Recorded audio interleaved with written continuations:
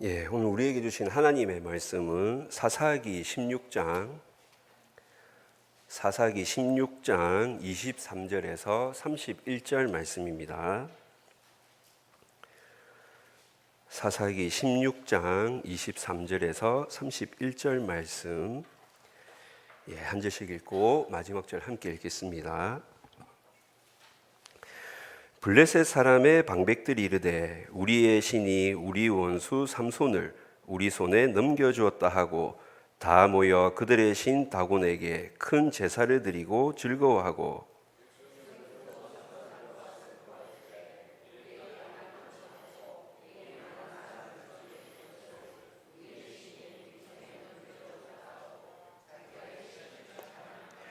그들의 마음이 즐거울 때에 이르되 삼손을 불러다가 우리를 위하여 제주를 부리게 하자 하고 옥에서 삼손을 불러내매 삼손이 그들을 위하여 제주를 부리니라. 그들이 삼손을 두 기둥 사이에 세웠더니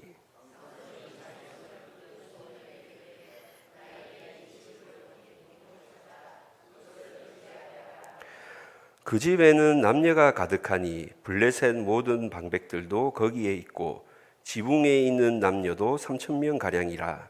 다 삼손이 제주 부리는 것을 보더라.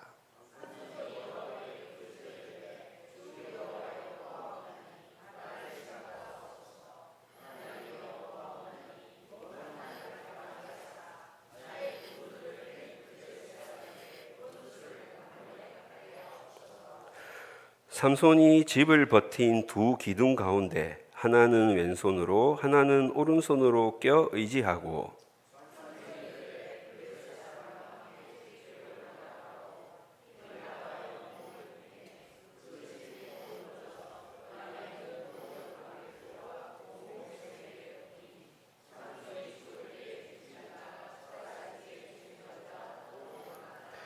그의 형제와 아버지의 온 집이 다 내려가서 그의 시체를 가지고 올라가서 소라와 에스다올 사이에 그의 아버지 마노아의 장지에 장사하니라.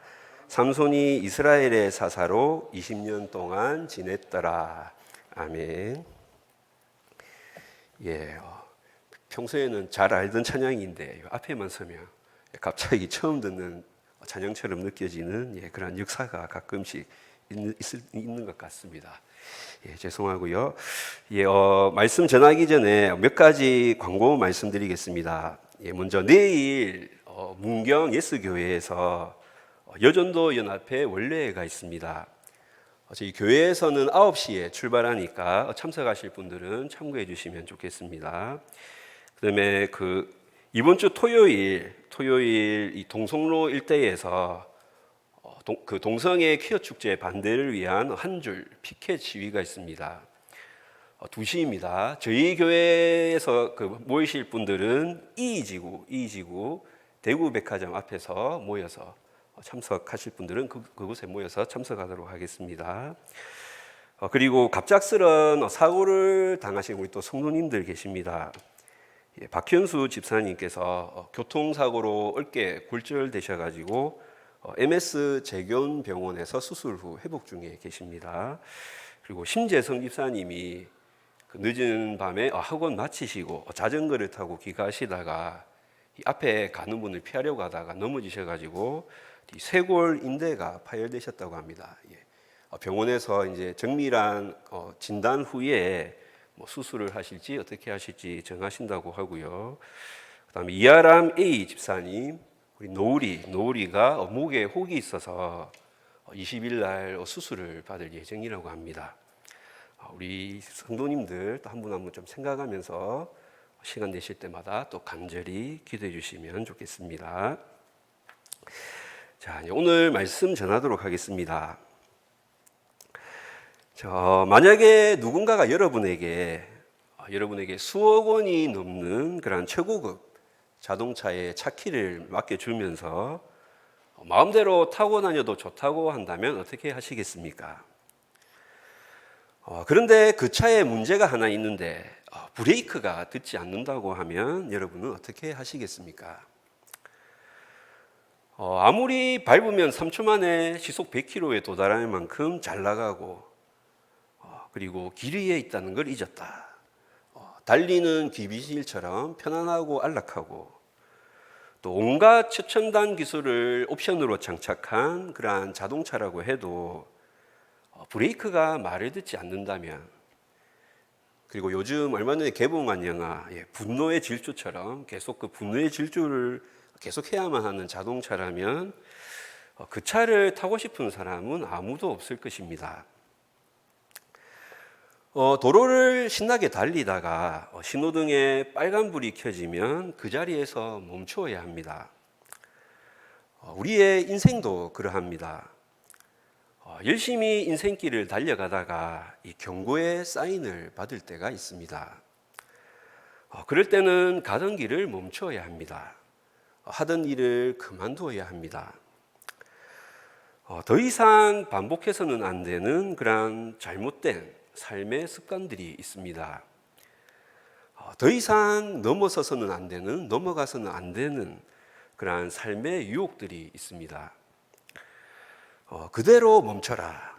딱 멈춰야 하는데 그 경고를 무시하고 다른 사람들의 조언을 귀담아 듣지 않고 내 마음대로 하고 싶은 대로 달리다 보면 브레이크가 고장난 자동차처럼 언젠가는 비참한 결과를 맞이하고 말 것입니다.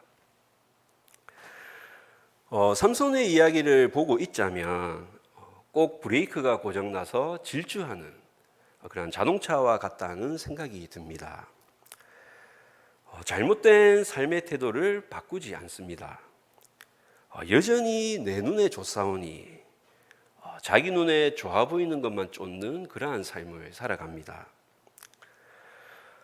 딥나의 블레셋 여인과 결혼하겠다면서 우기면서 그렇게 시작되었던 여러 어려움과 아픔들, 블레셋과의 갈등, 그리고 그 가운데서도 하나님께서 능력을 허락하셔서 겪게 되었던 은혜의 순간들. 하지만 그러한 일들을 통해서 삼손이 배운 것은 아무것도 없는 것 같습니다. 그대로 멈춰라. 이제 더 이상 넘어가면 안 되는데 그 위험 표지판을 자꾸만 넘어섭니다. 오늘 우리가 함께 읽은 이 사사기 16장은 드디어 이 삼손의 마지막 이야기입니다. 16장은 이렇게 시작됩니다. 삼손이 가사에 가서 거기서 한 기생을 보고 그에게로 들어갔더니, 개역개정은 그래도 좀 점잖게 기생이라고 번역하고 있지만 세번역 성경은 좀 더 원어에 가깝게 창녀를 하나 만나 그녀에게로 들어갔다라고 좀 더 정확하게 번역하고 있습니다. 가사는 이 블레셋의 중요 도시들 가운데 가장 남쪽에 위치해 있으며, 그리고 이 삼손의 고향과는 매우 멀리 떨어져 있어서 이 블레셋의 가장 깊숙한 지역이라 할 수 있습니다.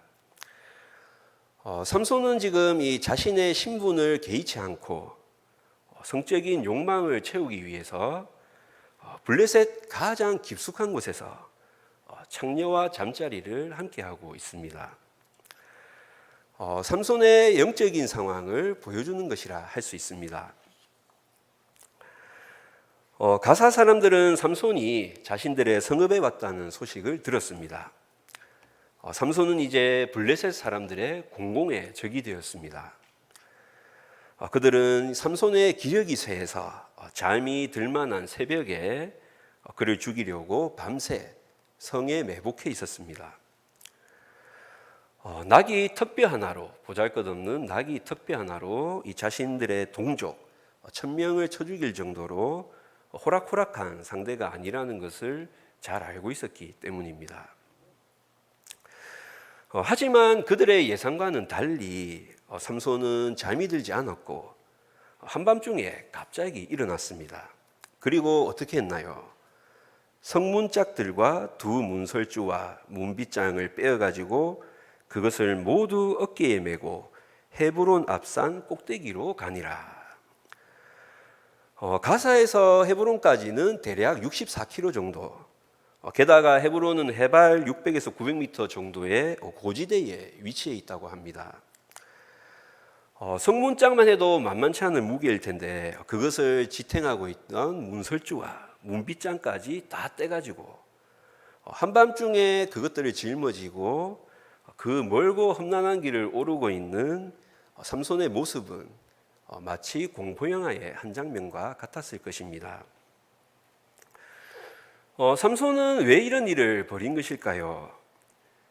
정확한 이유는 나와 있지 않지만 성문은 이 외부의 위험으로부터 성내를 안전하게 보호하는 역할을 합니다.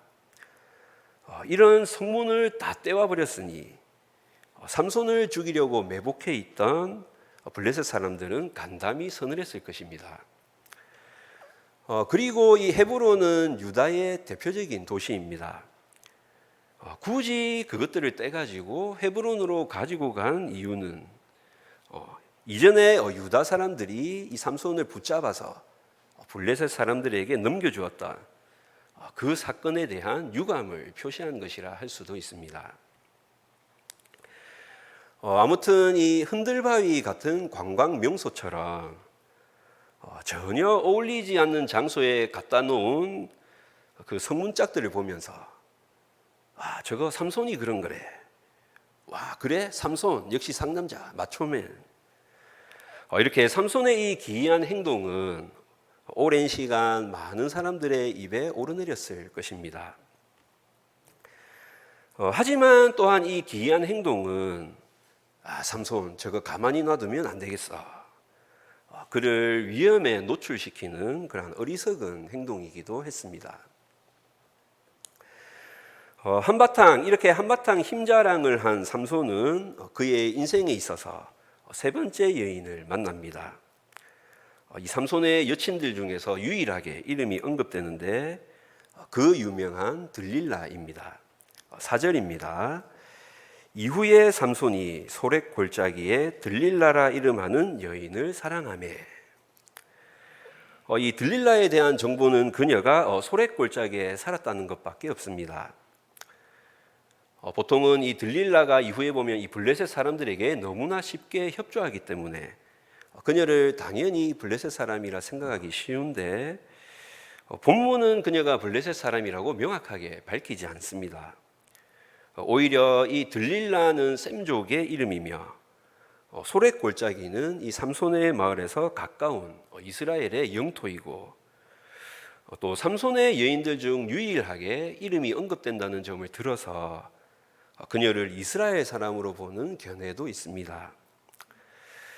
이럴 경우에 삼손은 이 앞전에 유다 사람들에게 결박되어 블레셋에게 넘겨진 것처럼 또다시 동족에게 배반을 당하는 꼴이 됩니다. 물론 대개는 여러 가지 정황상 이 들릴라를 블레셋 여인으로 보는 견해가 많습니다. 그리고 이 들릴라라는 이름의 의미에 대해서도 여러 의견들이 있는데 흥미로운 것 중에 하나는 밤의 여인이라는 뜻이 있다는 것입니다. 우리는 앞에서 이 삼손이라는 이름에 작은 태양이라는 의미가 있다고 했습니다. 그렇다면 이제 작은 태양이 밤의 여인을 만나서 그 빛을 잃어가는 과정이 이제 펼쳐지는 것입니다. 삼손은 이 들릴라를 사랑했습니다. 하지만 삼손의 사랑은 또다시 순탄하게 흘러가지 않습니다. 블레셋의 방백들이 이 삼손이 들릴라의 집에 드나드는 것을 알고는 찾아와서 조건을 제시하며 협상을 시도했기 때문입니다. 그들은 들릴라에게 이 삼손이 지닌 힘의 비밀을 알아내 달라면서 금전적인 보상, 은 1,100개를 주겠다라고 제시합니다. 사무엘하 18장 12절에 보면 내가 은 1,000개를 받는다 할지라도 왕의 아들에게 손을 대지 않겠습니다. 이렇게 은 1,000개는 이 왕의 아들 몸값으로 거론될 만큼 큰 금액입니다. 그리고 이 히브리어 본문에는 그 단위가 명시되어 있지는 않지만 보통 세겔로 보는데 이 노동자의 1년 평균 임금이 은 10세겔쯤 된다고 했으니까 오늘날로 따져보면 오늘날로 이 그냥 보통 연봉을 조금 작게 잡아서 3천으로만 잡아도 30억. 그런데 여기 보시면 한 사람이 아니라 우리가 각각 주겠다라고 했습니다. 그러니까 블레셋 5성읍의 방백들이라고 보면 사무시보 150억이 넘는 엄청난 금액입니다. 그것도 카드 할부가 아니라 현금 박치기, 바로 현금 결제해 준다고 하니까 들릴라의 눈이 이만큼 커졌겠죠. 게다가 지금 들릴라를 찾아온 사람들은 일개 두령들, 무리의 두목들이 아니라 블레셋 방백들, 국가 전체의 지도자들입니다. 삼손은 지금 국가적인 위협으로 간주되고 있고, 그런 삼손을 붙잡아서 넘겨주게 된다면 들릴라가 국가적인 영웅이 된다는 것을 의미합니다. 금전적으로도 그녀의 남은 일평생은 보장되지만 그녀가 얻게 되는 명예와 권력도 엄청난 것입니다. 들릴라는 곧바로 작업에 들어갑니다. 이 힘의 비밀을 알아내기 위한 들릴라와 삼손의 4번의 밀고 당기기가 시작됩니다. 6절입니다. 들릴라가 삼손에게 말하되 청하건대 당신의 큰 힘이 무엇으로 말미암아 생기며 어떻게 하면 능히 당신을 결박하여 굴복하게 할 수 있을는지 내게 말하라 하니. 들릴라는 정명승부를 겁니다. 돌직구를 날립니다. 어떻게 하면 당신을 결박하고 굴복하게 할 수 있는지 방법을 말하라고 합니다. 이 도발적이고 위험한 질문에 어떻게 대답해야 할까요? 어떻게 대답하는 게 정상일까요? 안 가르쳐 주지. 그걸 알아서 뭐 하려고? 알 필요 없다. 딱 잘라서 선을 긋고 이렇게 명확하게 단호하게 말해야 합니다. 그런데 삼손은 뭐라고 하고 있습니까? 삼손이 그에게 이르되 만일 마르지 아니한 새 활줄 7으로 나를 결박하면 내가 약해져서 다른 사람과 같으리라. 삼손은 들릴라의 이 위험한 질문을 가지고 장난을 시작합니다. 재미삼아 거짓으로 대답하며 들릴라를 놀리는 것입니다. 여기서 활줄은 보통 동물의 힘줄이나 내장으로 만드는 매우 강한 줄입니다. 마르지 않은 새 활줄, 여기서 의미하는 것은 삼손이 또다시 나시린의 규례를 어기고 짐승의 시체와 접촉했다는 의미입니다. 이 새 활줄로 삼손을 묶은 후에 들릴라가 블레셋 사람들의 공격을 알리자 삼손은 매우 쉽게 결박을 끊어버립니다. 보시면 이제 세 번이나 이와 같은 일들이 반복되고 있는데 그러면서 점점 발전되는 것들이 있습니다. 먼저 똑같은 이제 비슷한 사건이 반복되면서 들릴라의 재촉이 점점 강해집니다. 삼손의 거짓말에 대한 불평도 점점 강해집니다. 이제 약이 점점 오르는 것이죠. 그리고 사건이 반복될수록 이 삼손의 거짓말이 점점 더 위험해집니다. 그리고 그를 결박하는 도구도 점점 위험해집니다. 처음엔 마르지 아니한 7활줄, 다음에는 쓰지 아니한 3밧줄로 묶었다가, 그리고 세 번째는 뭔가요? 세 번째는 이제 머리털까지 언급합니다. 나의 머리털 7가닥을 배틀에 날실에 섞어 짜면 되리라. 삼손은 지금 이제 아슬아슬한 줄타기를 하고 있습니다. 그리고 보시면 이 삼손의 경계심이 점점 약해지고 있습니다. 처음에는 이 삼손이 잔다는 표현이 없습니다. 어떻게 보면 삼손이 일부러 장난삼아 결박당해 준 것 같은 그런 느낌도 듭니다. 그런데 뒤에는 어떤가요? 삼손은 이제 아슬아슬하게 머리털까지 언급하고 나서도 아무런 경계 없이 태평하게 잠을 자고 있습니다. 경계심이 흐려지고 위험에 점점 더 노출되어 갑니다. 장난처럼 시작한 일이 점점 더 위험해지고 있습니다. 사실 우리가 살아가면서 선을 넘는 일들, 우리에게 다가오는 유혹은 보통 이런 과정을 거칩니다. 처음부터 선을 확 넘지는 않습니다. 처음부터 심각한 문제를 일으키지는 않습니다. 하지만 그 비슷한 일들이 계속 반복되면서 비슷한 일이 되풀이되면서 점점 상황은 위험해지지만 반대로 우리의 그에 대한 경각심은 점점 무뎌져 갑니다.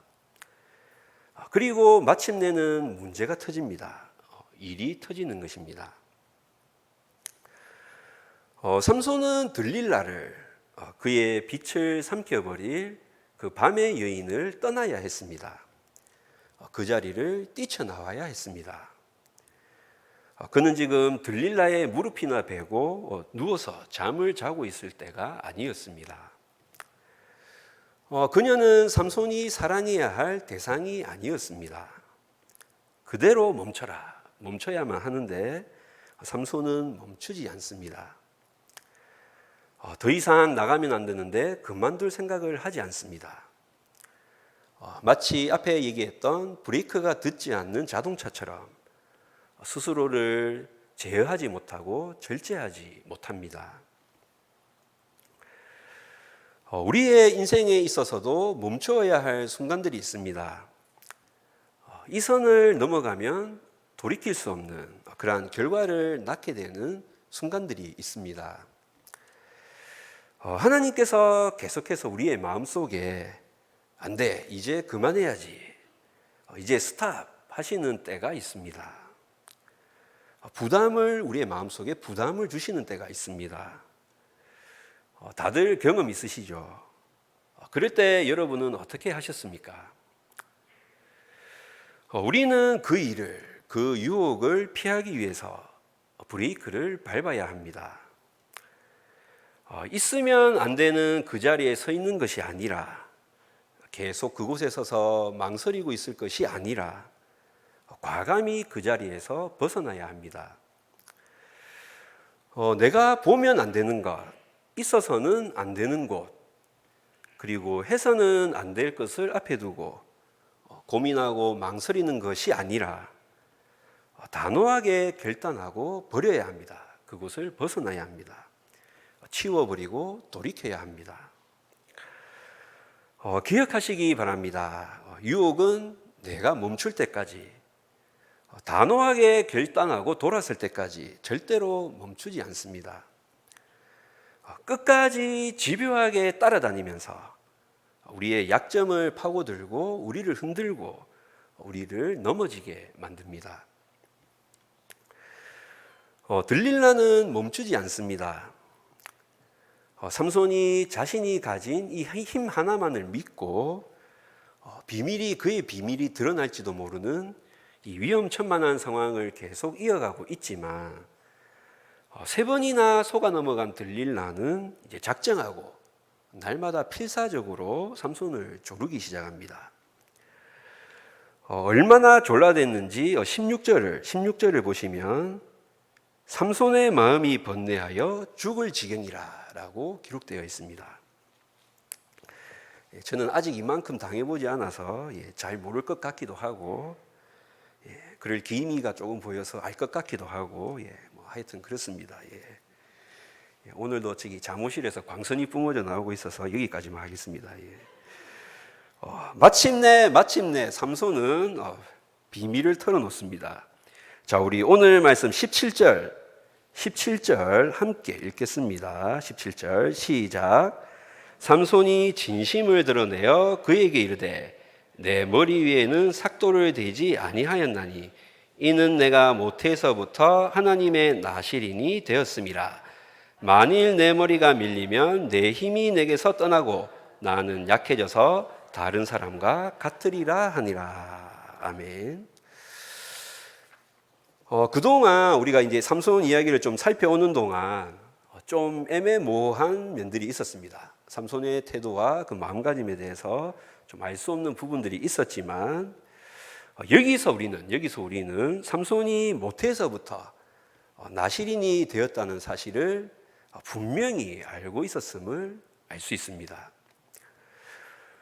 그럼에도 삼손은 포도원에 들어가고 거기서 동물의 사체를 만지고 그리고 성적으로 방탕하게 살아가면서 이 자신의 신분을, 정체성을 모르는 사람처럼 살았습니다. 나실인으로서 지켜야 할 그런 다른 규례는 모두 깡그리 무시하면서 지금 머리를 밀지 않은 그 한 가지만 지키고 있는 것입니다.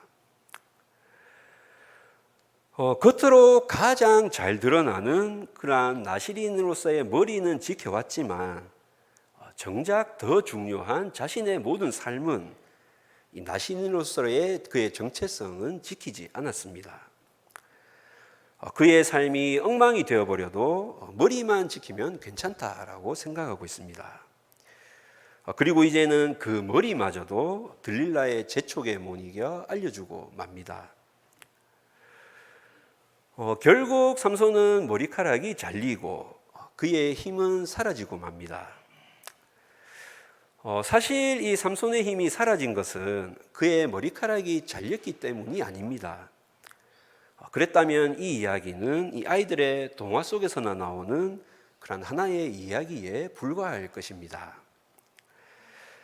여호와께서 이미 자기를 떠나신 줄을 깨닫지 못하였더라. 삼손의 이 머리털에 큰 능력이, 힘이 있어서가 아닙니다. 삼손의 이 긴 머리는 하나님의 함께 하심을, 하나님과의 관계를 상징하는 것이었습니다. 그런데 삼손은 이제 이 상징이 잘려나가게 만들었고 그 결과 하나님께서 삼손을 떠나십니다. 그리고 삼손의 힘은 사라지고 만 것입니다. 힘을 잃어버린 삼손은 이제 블레셋 사람들에게 붙잡힙니다. 21절, 블레셋 사람들이 그를 붙잡아 그의 눈을 빼고 끌고 가사에 내려가 놋줄로 매고 그에게 옥에서 맷돌을 돌리게 하였더라. 블레셋 사람들은 삼손의 눈을 뽑아버립니다. 딥나 여인을 보고 가사의 기생을 보고 자기 눈에 좋은 대로 행했던 삼손, 내 눈에 좋사온 이대로 늘 살아왔던 삼손은 이제 그 결과가 어떻습니까? 결국 삼손은 그의 눈을 뽑히고 맙니다. 그의 눈에 좋은 대로 행해왔던 결과입니다. 이제 삼손은 더 이상 자기 눈에 좋은 대로 행동할 수 없습니다. 보는 대로 살아왔던 삼손은 결국 눈을 잃고 말았습니다. 오늘날 얼마나 많은 사람들이 이 삼손처럼 사는지 모릅니다. 삼손처럼 두 눈이 뽑힌 사람들의 이야기가 얼마나 많은지 모릅니다. 많은 사람들이 삼손처럼 자기 눈에 좋은 대로 살아갑니다. 당장 즐기는 것이 좋으니까, 그 죄가 주는 즐거움과 만족과 쾌락이 있으니까 거짓된 죄에 매여서 그리고 유혹에 넘어가서 만족과 쾌락에 두 눈이 멀어 있는 것입니다.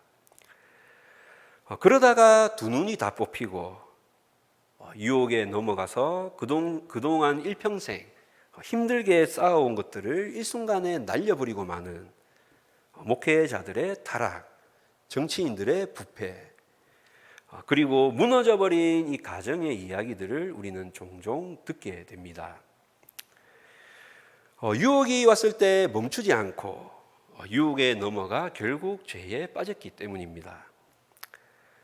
두 눈이 뽑혀 비참하게 인생의 나락으로 떨어지게 되는 것입니다. 유혹은 처음부터 우리의 삶을, 우리의 인생을 망쳐버리겠다라고 경고하지 않습니다. 늘 괜찮을 거라고, 아무 문제 없을 거라고 말합니다. 그리고 그 미세한 틈을 노려서 죄를 가지고 들어옵니다. 사랑하는 성도 여러분, 반복되는 시험과 유혹 앞에서 단호하게 브레이크 페달을 밟으시기 바랍니다. 유혹에 넘어가지 말고 멈추시기 바랍니다. 계속해서 똑같은 그 리플레이 버튼을 누르지 마시고 단호하게 스탑 버튼을 누르시기 바랍니다. 삼손은 이제 실패했고 그로 인해서 깊은 수렁에 빠졌습니다. 되돌릴 수 없고 아무것도 할 수 없는 상황, 아무것도 보이지 않는 그러한 상황입니다. 엄청난 능력을 발휘했던 삼손이지만 이제 두 눈이 뽑히고 맷돌을 굴리며 굴욕적인 모습으로 비참하게 그의 인생을 마감하려 합니다. 그런데 삼손의 이야기는 이렇게 비참하게 끝나지 않습니다. 22절은 이렇게 말합니다. 그의 머리털이 밀린 후에 다시 자라기 시작하니라. 희망의 불씨가 살아나고 있습니다. 아직 끝이 난 게 아닙니다. 머리털이 자라서 그에게 다시 힘이 생기는 것이 아니라 하나님과의 관계가 회복될 수 있는 그런 기회가 생기고 있다는 그런 상징적인 표현입니다. 이제 삼손의 마지막을 위한 무대가 준비됩니다. 블레셋 사람들은 삼손을 잡은 것을 기념하기 위해서 그들이 섬기는 다곤 신전에 모입니다. 그리고 승리에 도취되어서 축제를 벌입니다. 신전에 모인 수많은 사람들, 3천이 넘는 많은 사람들이 모여서 이 축제의 분위기가 한창 무르익어 갈 때에 블레셋 사람들은 삼손을 불러다가 제주를 부리게 하자라고 외칩니다. 그들의 원수를 공개적으로 매우 조롱하고 모욕하며 그들의 흥을 돋우기 위함입니다.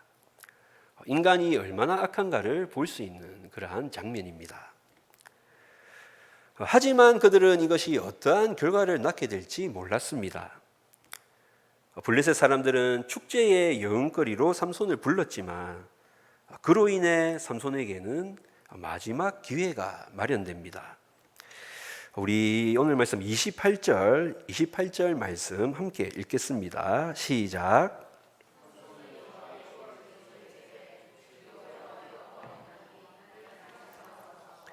하나님이여 구하옵나니 이번만 나를 강하게 하사 나의 두 눈을 뺀 블레셋 사람에게 원수를 단번에 갚게 하옵소서 하고. 아멘. 삼손은 이제 마지막으로 하나님께 간구합니다. 하나님의 은혜를 구합니다. 그리고 삼손의 이 간절한 기도는 하나님의 응답하심을 받게 됩니다. 하나님은 삼손에게 은혜를 베푸셨고 삼손은 힘을 회복합니다. 그 힘으로 신전의 기둥을 무너뜨렸고 신전이 무너져 그 안에 있던 블레셋 지도자들과 많은 백성들이 죽임을 당하게 됩니다. 삼손은 큰 승리를 거두며 숨을 거두고 그의 가족들은 그의 시체를 거두게 됩니다. 성경은 삼손이 마지막으로 죽인 블레셋 사람들이 이전에 그가 죽였던 사람들보다 더욱 많았다라고 평가합니다. 삼손은 자신에게 어울리는 그러한 최후를 맞이했습니다. 블레셋의 포로가 되어 계속해서 그들의 조롱과 모욕을 당하는 것보다 그들에게 원수를 갚으며 의미 있는 마지막을 맞이한 것입니다. 자, 삼손의 이 마지막 기도와 그의 죽음에 대해서 우리는 조금 고민해 봐야 할 문제들이 있습니다. 우리는 이 삼손의 마지막 기도를 어떻게 봐야 할까요? 그의 기도를 긍정적으로 좋게 볼 수 있을까요? 진정한 믿음의 기도, 회개의 기도라 할 수 있을까요? 이번만 나를 강하게 하사 나의 두 눈을 뺀 블레셋 사람에게 원수를 단번에 갚게 하옵소서. 이렇게 보면 끝까지 자기 중심적이고 이 자기 욕심에 따라 행하는 그러한 삼손의 모습을 보는 것 같습니다.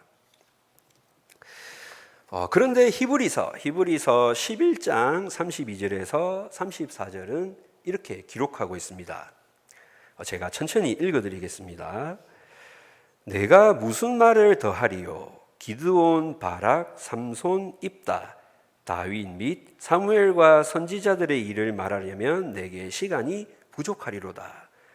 그들은 믿음으로 나라들을 이기기도 하며 의를 행하기도 하며 약속을 받기도 하며 사자들의 입을 막기도 하며 불의 세력을 멸하기도 하며 칼날을 피하기도 하며 연약한 가운데서 강하게 되기도 하며 전쟁에 용감하게 되어 이방 사람들의 진을 물리치기도 하며. 히브리서는 이 삼손이 믿음의 사람이었다고 기록하고 있는데, 우리가 그동안 쭉 이 삼손 이야기를 살펴오면서 이 삼손 이야기 속에서 이 삼손이 믿음을 발휘했다라고 볼 수 있는 곳은 이곳뿐입니다. 삼손의 이 기도는 매우 부족하고 이기적인 것처럼 보이는 게 사실이지만, 그럼에도 삼손의 그의 수준을 생각한다면 긍정적으로 볼 수 있습니다. 그리고 또 한 가지 궁금한 것이 있습니다. 블레셋 사람들은 왜 그들에게 그토록 위협적이고 그들이 두려워했던 삼손을 굳이 끌고 와가지고 이러한 비참한 결과를 맞이하고 말았을까요? 혹시 삼손이 예전처럼 뭔 일을 벌이지 않을까? 그런 의심을 하지는 않았을까요? 불안해하지 않았을까요? 여기에 또 우리가 좀 깊이 고찰해 봐야 할 하나의 내용이 있습니다. 블레셋 사람들이 섬기던 그들의 신 다곤, 이방 사람들이 섬기던 그들의 신은 조건적인 신입니다. 마술로 조종되는 신입니다. 섬기는 우리 인간이 그 신들이 만족할 만한 뭔가를 해줘야만, 심지어 이 인신제사와 같은 그런 끔찍한 일을 벌여서라도 그들을 만족시켜야만 원하는 바를 이루어주는 그러한 신들이었습니다. 그들이 보기에 삼손은 지금 그 신들을 만족시킬 만한 아무것도 갖추지 못하고 있는 것입니다.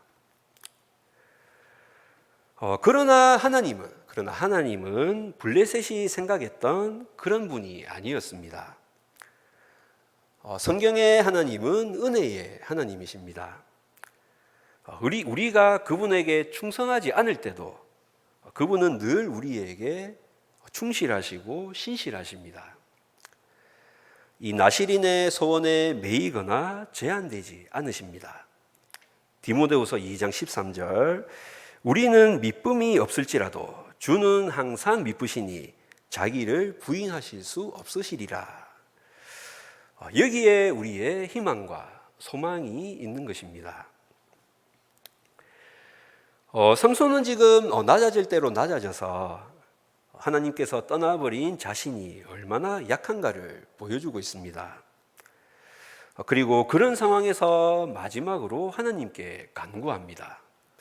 주 여호와여 구하옵나니 나를 생각하옵소서. 자신을 주목해 달라고 합니다. 비록 자신은 그동안 하나님께서 무시하셔도 좋을 만한 그러한 일들을 저질러 왔지만, 그래서 하나님이 그를 무시하고 모른 척해도 아무 할 말이 없지만, 그럼에도 그는 겸손히 하나님의 은혜를 구하고 있습니다. 중요한 것은 지금 나의 상황과 처지가 아닙니다.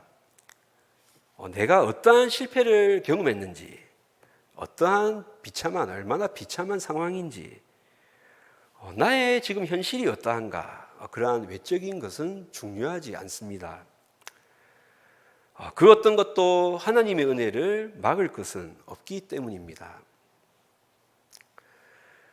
십자가의 고통도, 이 사람들의 멸시와 조롱도, 그리고 두 눈이 뽑혀버린 상황도, 죽음을 바로 앞에 두고 있는 그러한 상황일지라도 하나님의 은혜를 막을 수는 없습니다.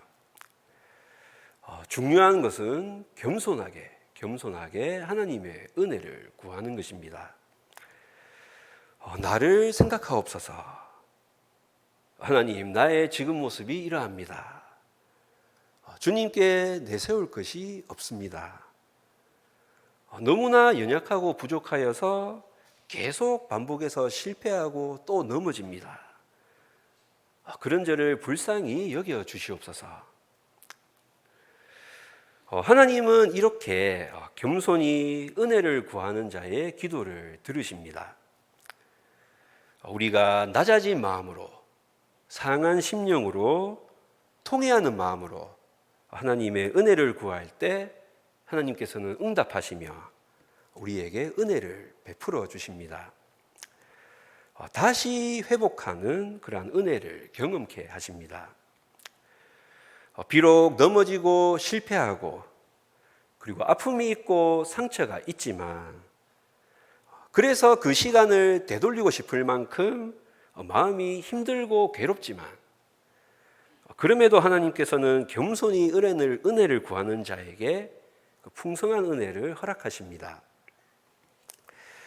그 누구도 줄 수 없는, 하나님만이 주실 수 있는 평안을 허락하십니다. 하나님은 실패한 자에게 하나님의 은혜가 얼마나 크고 놀라운가를 경험하게 하십니다. 사랑하는 성도 여러분, 그러므로 지금 어떠한 상황에 있든지 낙심하지 마시고 자책하지 마시고 다시금 하나님의 은혜를 구하시기 바랍니다. 시간을 되돌리고 싶은 그러한 때라도 하나님의 은혜를 구하시고, 무엇보다도 중요하고 우선시되는 그 하나님과의 관계를 회복하시기 바랍니다. 나의 연약함을, 죄악된 행동들을 하나님의 은혜가 아닌 다른 것들로 덮으려 하지 마십시오. 다른 것들로 덮을 수 없습니다. 하나님의 그 은혜로 여러분의 삶을 재정비하시기 바랍니다. 그러면 여러분의 그 실패는 결코 헛되지 않을 것입니다. 여러분의 그 뼈아픈 경험들은, 실패의 경험들은 주님의 은혜로 회복되어서 여러분을 보다 더 성장하게 만들 것입니다. 그 은혜를 꼭 붙들고 놓치지 않는 저와 여러분이 되시길 주님의 이름으로 축복합니다.